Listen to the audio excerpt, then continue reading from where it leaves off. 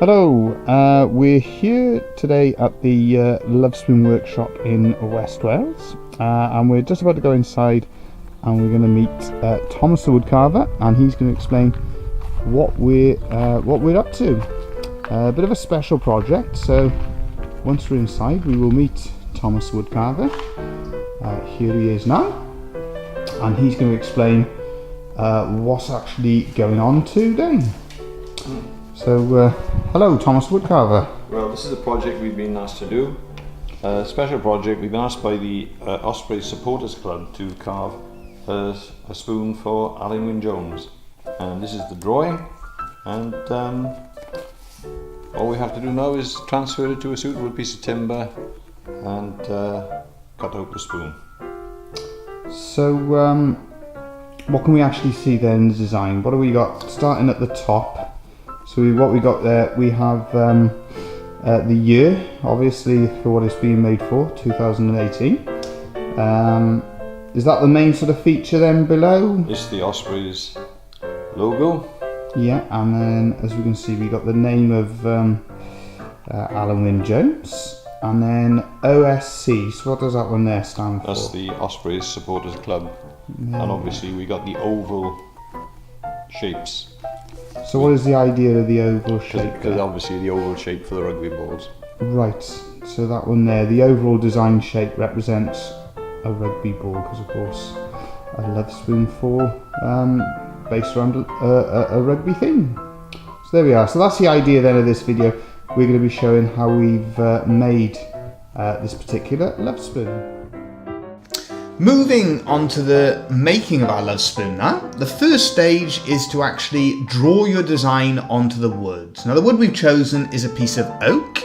It's a local piece of oak, and we thought it would be appropriate for this particular Lovespoon. The way we mark that design then onto the wood, we use carbon paper. You can see that just underneath the design, and you literally trace the drawing onto the wood itself.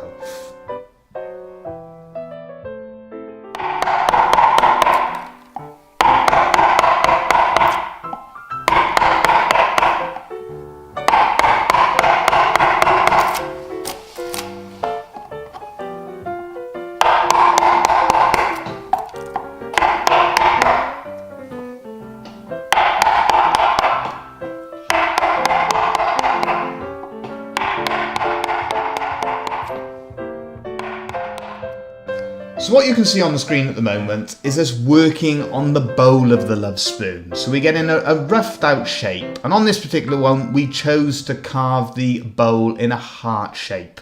Once we got the rough shape, we will then hand sand it to give it a nice smooth finish.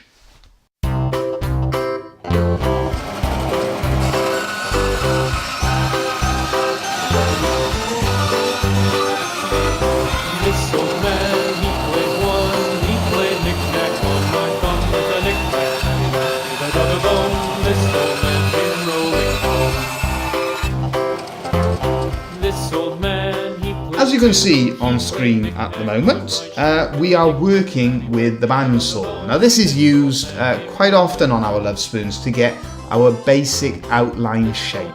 It's a useful predicate for some of the preparation. In the early stages we often use things like bandsaws and scroll saws. No rules or regs when it comes to making Lovespoons, so we use a combination of mechanised tools as well as the more traditional hand tools. In this case you can see us working with the bandsaw and the scroll saw in the initial stages, giving us more time later on to work with the various hand chisels and ganges.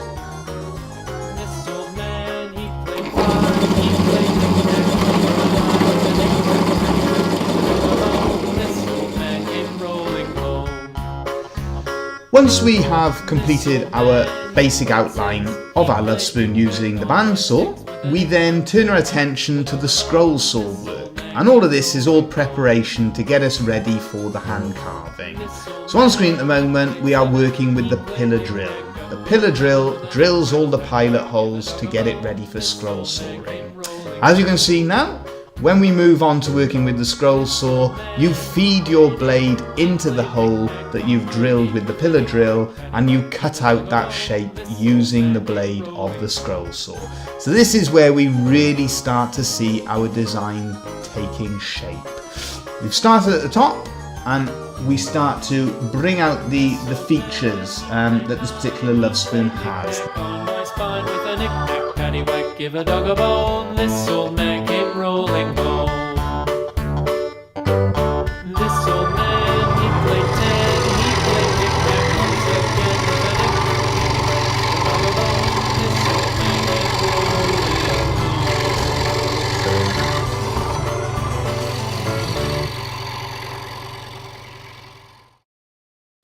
Focusing on what you can see on the screen at the moment, you can really see that our Lovespoon is starting to take shape and we're just about ready for starting the process of hand carving, and that's really where most of our time is spent working with our Lovespoons.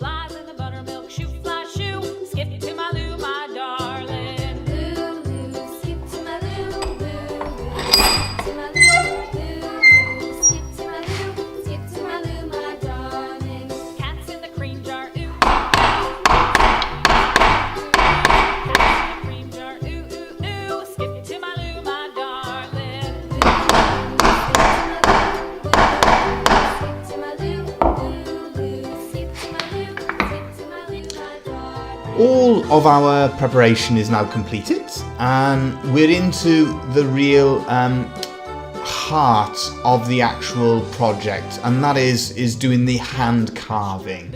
This is the part of it that we enjoy the most. The early stages, working with the different saws and the different machines, that is all getting us ready for working on the Lovespoon in terms of working with the hand tools. Now in this particular case, we've selected a beautiful piece of oak. It was a local piece of timber with a beautiful grain to it, so we thought that would be suitable and appropriate for this particular project. The filming, we've used a time lapse. The reason for that, the handwork and even the scroll sawing, it does take a lot of time, and then using the time lapse you get a good idea for the Lovespoon how it actually takes shape without having to watch all of the hours that go into making the Lovespoon.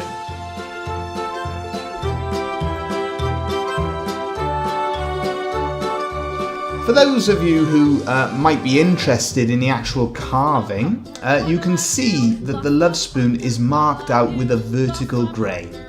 Basically, there's two reasons for that. Firstly, if you mark your Lovespoon out with a vertical grain, it is stronger, so it gives it extra strength. And then in terms of carving, it means that you can be working with the grain more often, and that makes it a lot easier in the process of carving your Lovespoon. At this stage, most of the carving is now completed. We then move on and use sandpaper to smooth out the design, to get rid of any rough edges, but also to give the Lovespoon a nice shape. The final part of the process then is to paint the Lovespoon with 3 coats of shellac sanded sealer, and that really brings out the grain. So there you have it. That is our completed Lovespoon. This has been a lovely project for us to be involved with from start to finish. We were delighted to be asked to do this, and we hope everyone was pleased with the final result we produced.